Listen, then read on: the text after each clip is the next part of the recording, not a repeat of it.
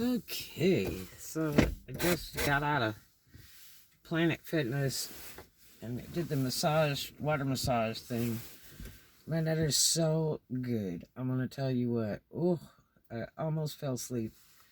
Um, and it's free as many times as you want. If you have the Black Card membership, and it works all over the states. These jokers that want to pull up here and blind you. Man. Fool. But anyway, looks like it trust me.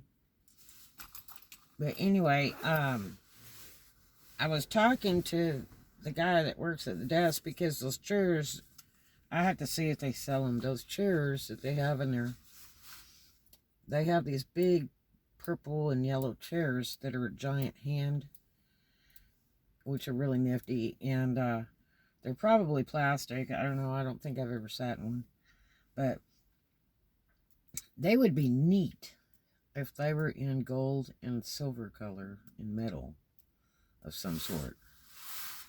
They would be really super neat. And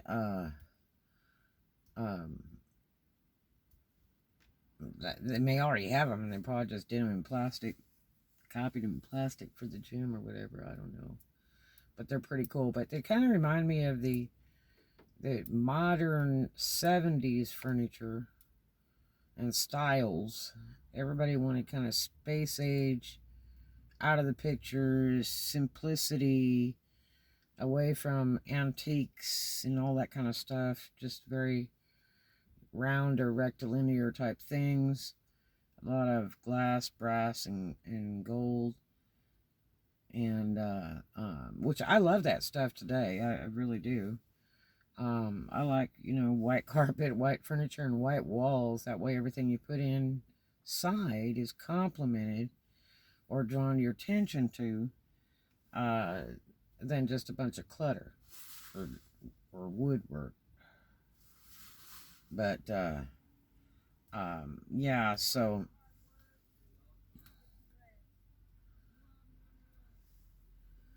anyway, interesting, folks. So anyway, my dad, I guess, either had a lot of weird friends or there's just a lot of weird people in California. There's some characters in California. Everybody has some kind of theory, and like there was one guy when Star Wars came out. This one guy, saw it like 32 times, and he said there is a secret message in that movie. And so I've gone to see it over and over again to get the secret message, and it was like, man, because when that first came out, it was really pricey to go to. It was like going to Chorus Line, the theater show. Very pricey, very, very pricey. Or when Grease came out, that maybe it was very pricey.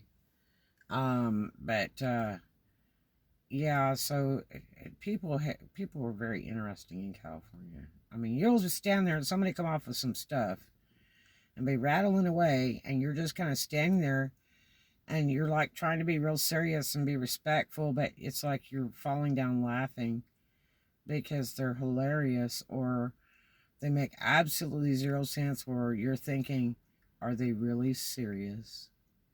Or do they really believe what they're saying? I mean, just people are funny in California. Everybody's got that $1 million idea, and it's just incredible. But anyway, one of my dad's customers, who was a personal friend too, we went over to his apartment in Marina Del Rey, right down the street from us, because he wanted my dad to come over and see this thing he'd invented. And so we decided to go over there, and it's a real straight-laced looking dude, looks like he just walked out of an office building. And glasses, short hair, probably in his mid-30s or so. And so we go over there, and then he wants to show us this really incredible invention he came up with.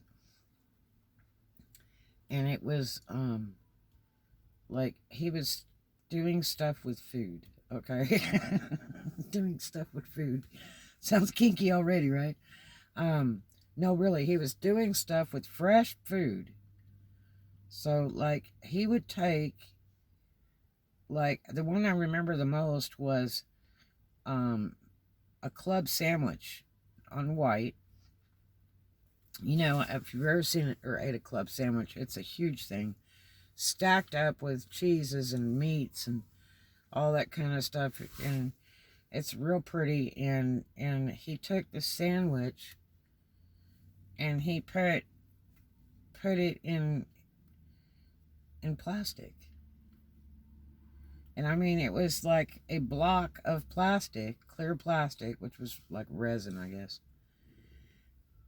And it's just like strange.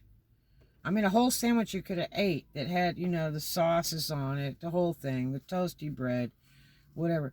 And it was like, why on earth is this guy putting food in plastic? Like, to me, I would think eventually that will mold inside there. You know? I mean, it's food. Would it not just rot away? I don't know. I haven't seen too much of those things since.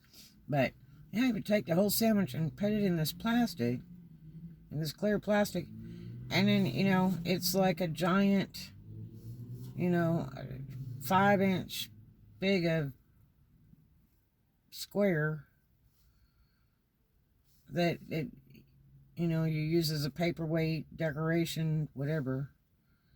But I just can't think of why I would want a club sandwich encased in a bunch of plastic to sit, like, what, on my desk to hold the mail down, or you know, for post-it notes, or to stick in my kitchen as a decorator. I mean, I don't know what I would do with it with a live sandwich that's been encased in clear plastic, so it looks like a block. I just don't know. I mean, the less food around me, the better, because it's just, you know, I would probably get calories just looking at that in that plastic, you know. And then I guess, of course, some joker's going to want to cut it open to eat the sandwich. I don't know. But, I mean, it's funny how that was a big thing in the 70s.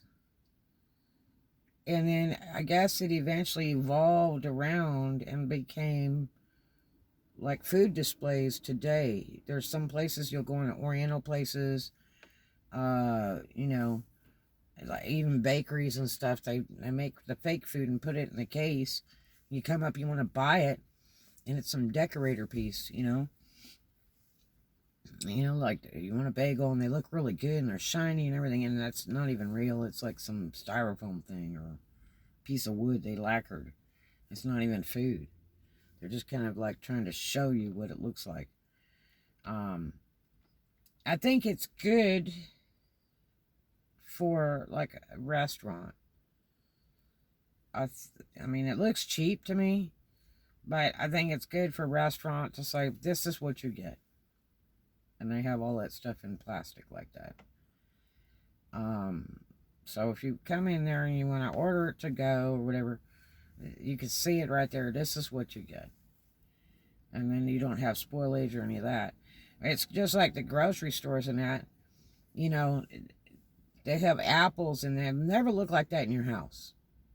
You ever notice that? They never look like that in your house. But what they do is they spray them with stuff. They'll spray them with, you know, oils or whatever, so they look really pleasing. And now that they have LED lighting, this new thing, LED lighting, really makes everything look wonderful, from clothes to jewelry to food to drinks. The LED lighting just really makes it magical, makes everything new. But it's amazing how, you know, now recently I've started seeing people putting food in plastic like that. And it's like, dude, that was like done in the 70s. And it was like so dumb. You know, but I mean, as far as restaurant stuff, showing a product, I think it's a good thing. I think it's really a good thing. But otherwise, it's dippy, if you ask me. Like I say, you want like a sandwich that's encased in clear plastic for a paperweight to sit on your desk? Or how about like a Starbucks, a $7 drink? Just stick it in plastic and set it on your desk. Do you want to shake in there? I mean, that's just weird. I mean, I guess it'd be good if you had like a cocktail encased in the plastic. And then, you know, if people said, wow, that's really cool, say, yeah, well, I quit drinking years ago. So it just reminds me, you know, not to drink. So it's like my award to myself. So I'm proud because of so many years I haven't drank. I don't know. But it's funny how styles evolve and come back. I'll tell you what's funny is they are selling. I was in, what was it, Walmart the other day, and they had like a 1940s or 1950s couch look in there. You know, with a really crap looking fabric, looking like wool. The color was like vomit green. I don't know what. And you know, they were asking good money for it, and they're those little short couches, you know, with a screw-on wood legs on them and stuff, and they look like absolutely nothing. And now, see, that's a big thing, as people want that really hokey-looking furniture. And I mean, it was hokey to begin with. It wasn't even comfortable. I don't care if you were 1,000,000 pounds or you were stick skinny. It was dumb. It was dumb to even sleep on. I mean, the only next best thing is for them to put it in plastic, so it's like going to a shake restaurant or something, a burger and shake restaurant, and have it in like bright pink or bright orange plastic, because it's tacky. It's just tacky. It's not comfortable. It doesn't even look pretty. I mean, it's just scary to see some of that stuff that people think is really stylish now, and it's like, man, that looks like, you know, the neighbor's house did, you know, and they drove a VW. So, yeah, styles are interesting, how things evolve and how people do silly things and they become something. I sat next to it, that Oriental guy, at the tiki bar that was behind the old Sammy's at Okaloosa Island, right? Here's some clown gonna pull up right next to me. I swear they must think they're doing dope deals or something. Really, I do. I think they get really confused. Since that was creepy as hell. So anyway, I was sitting next to this guy at Okaloosa Island, the Sammy's, and I was drinking a Coke, and they had this really cool tiki bar back there by the dry dock and the marina, and the hotel that used to be there before the storm blew it all away. And it used to lift up the like the windows or the walls of this club and hoist them up and then tie them down on cleats. So it was all open bar, which would be ideal right now during the pandemic. Why are they not doing that? And so it was like you were sitting outdoors, but you were under like a grass hut roof and all that. And it was really neat, you know, to have the ocean breeze blow in. It was right there out in the water. And it was behind the Elks Lodge and the original Sammy's and all that. It was pretty cool. And so, you know, when I would come in town to work from Memphis and that, you know, that's like the first place I went. I put on my roller skates, which were in the trunk, and I'd skate all around the parking lot around there in the marina. I'd go down to the tiki bar and have a Coke 2 or 3 times a day, you know, during work and before work and all that. And so there are some funny characters that used to go to that bar. And this one guy was really straight-o, kind of Oriental dude. And they had this new machine behind the bar, and he was sitting there drinking. He's like all proud of it. And he says, see that machine right there? And I said, yeah. And I bartended for a lot of years and was in the bar and restaurant business for a lot of years too. But, so nothing like surprises me.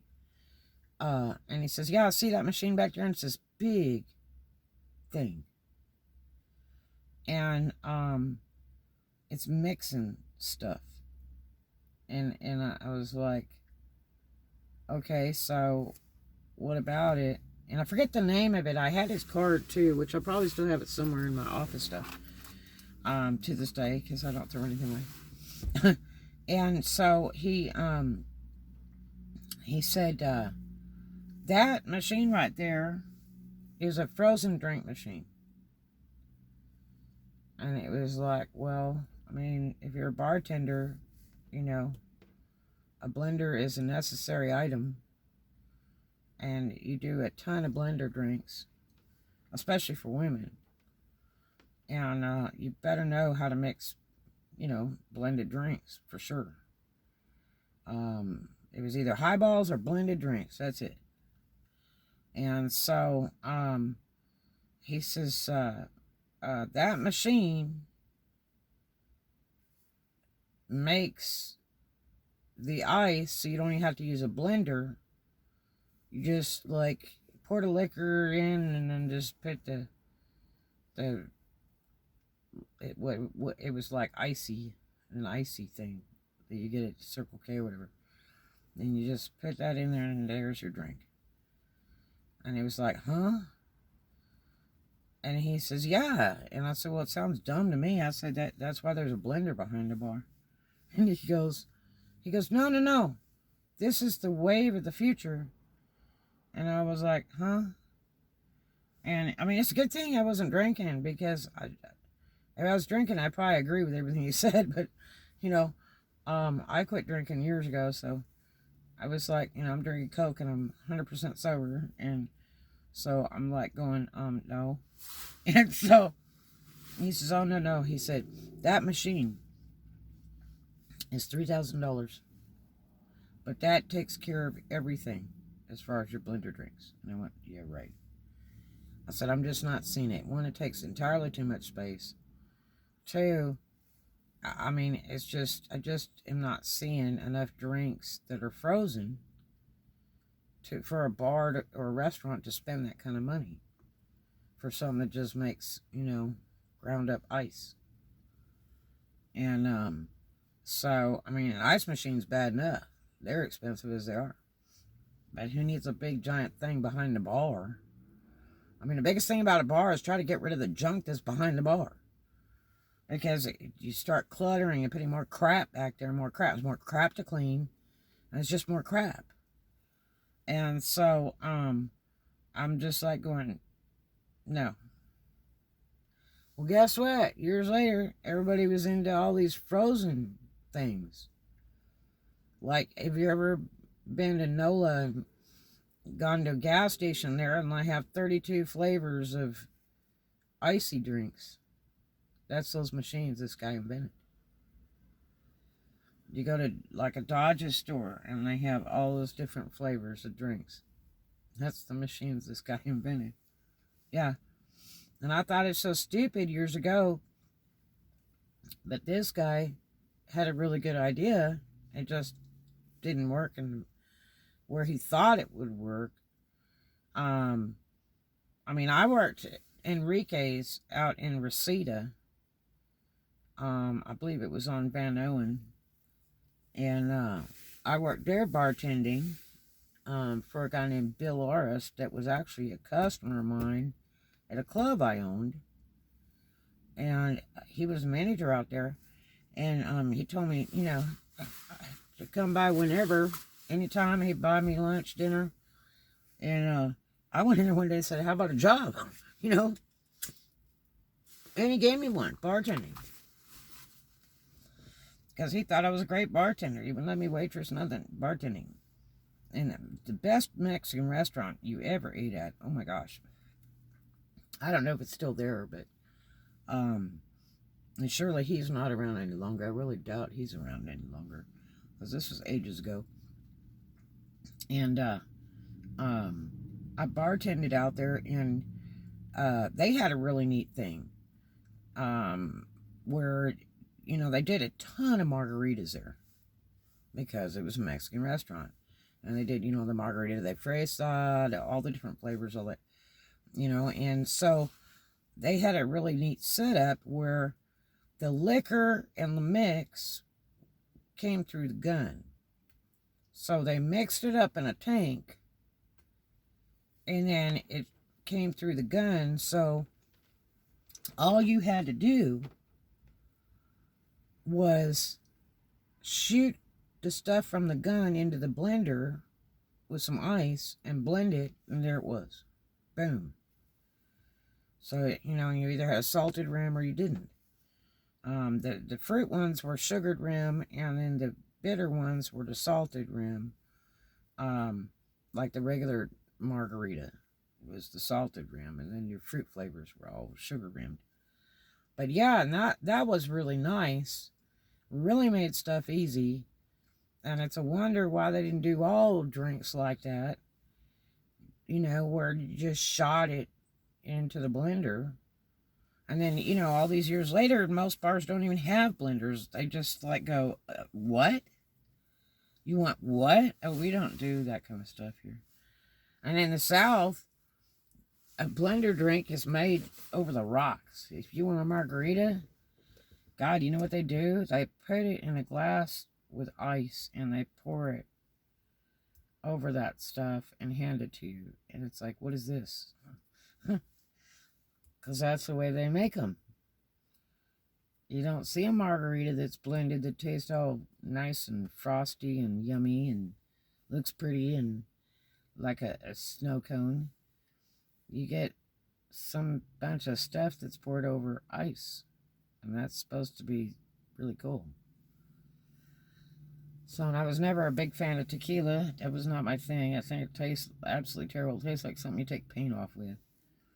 But when you mix it in a margarita, like a strawberry margarita or whatever, you can't really taste it. But in a shooter, kamikaze shooter, ugh, man, that's almost as bad as what's that cough syrup stuff? Jägermeister. Ooh. But yeah, so it's amazing the stuff that people invent. You know, it's like the first time I saw Electropour. This guy Duke, they had this bar way out past Crenshaw. And he had a bar and a hotel that was called Duke's. I don't know what happened to it. I think it's been condemned, because I went to look for it last time I was back home in California, and I didn't see it. And this guy was the neatest guy. And I bartended for him over there in this little tiny bar that did hardly any business. I don't even know why it was really open. Because I think the only people that came there were from the people that were in the hotel. Most of them were residents. But this was the kind of bar where there was like 3 or 4 people in there at a time, if you had any. And he paid really good, too. But he had got one of the first Electropours, which was very, very expensive to get. And he showed me the system. He was so proud of it. And it was quite amazing. But it was so many, it was like, you know, fish tank hoses all over. You know, like you put in an air pump. All that clear hose going all over the place. I mean, all over, like, you know, spaghetti. All over the back storage room. Into bottles. And then, you know, you could shoot it from the gun, and it would shoot what you wanted, and he had all these different guns. And then the rest, he did ball bearing pour, which is 2 ball bearings, and it's supposed to measure exactly what you want, depending on which ones you order. If you order the half shooter, or the 3/4 shooter, the full shot, which is 1 1/4 ounce. Those are bull crap. I could pour through those all day long. I could pour a whole bottle out of them. And I've done it in front of owners going, this stuff's worthless because you got to clean them all the time. And I'm telling you, I pour straight through it. They're like, no, you can't. I said, damn straight I can. And I could stand there behind the bar and pour an entire bottle out using ball bearing pour. No problem. Yep. So it's amazing the different things that people invent through the years, and you just go, what? So, like PVC furniture. That was a big thing in the 70s. When the guy invented PVC furniture, it's like, man, that's a really good idea. But guess how much that pipe is now? It's made out of plumbing pipe. And all those bits and pieces and all that pipe today are really expensive. It'd be cheaper just go buy some nice furniture, you know, than to try to make it and that stuff today. And I've seen a couple pieces of it today, like people going, oh, look, you know, this is brilliant. I'm making this PVC furniture. And it's like, dude, that was done in the 70s, way back. Way back. And yeah, it's cool, looks neat, lasts forever. But, I mean, it's already been done, you know? And I just don't see it, like, coming back. The only thing that does do well, that keeps coming back, is tie-dye. Now, there's something that keeps coming, like the Energizer Bunny. Tie-dye has been around forever and ever and ever. And that is a big thing today. I mean, I remember when they did, you know, tie-dye jeans and bleached jeans and window pane jeans and all the different kind of jeans. It was so cool. And when I cared about jeans, when they were cute, zip up the side jeans, saddleback jeans made by Dittos, and all that cool stuff. You know, those were really cute back in the day. Otherwise, I wouldn't wear jeans, but to crawl underneath my car and work on it. I just don't like them. You move to the South, and that's the style. Pendleton shirt, jeans, and little pointed white tennis shoes. Oh, God. No, no, no, no, no. Not for me. Sorry. No. And they're like, but they keep you warm when it's cold. I'm like, how do jeans keep you warm? That's about the coldest thing I could ever think of wearing in the cold. You know? And then, you know, they're like, well, you know, they just last forever. Yeah, but they wear out the interior of your car, too. I don't care if it's made out of leather or what. Jeans wear the crap out of the interior of your car. Now, you can always tell when you go to buy a used car, it's somebody's wore jeans because it's chewed it all up. Jeans do bad damage. They're like liquid steel. Yeah, and then there was a Jeep. There was a Jeep they made one year, and they made the seats out of jeans. Yeah. And I mean, there's some of them around today where the seats are still good. Because jeans are like steel, they just last forever. You know. But, yeah, so funny things that people invent. And you wonder. And then somehow or another, years later, they're just the most worthy item that was ever invented. It's just what they invented it for was worthless then and wasn't a good enough, strong enough idea, but years later, it was a brilliant idea. So, next time you eat a donut and you don't want the calories, look for the one in the plastic square. Talk to you guys later. I love you.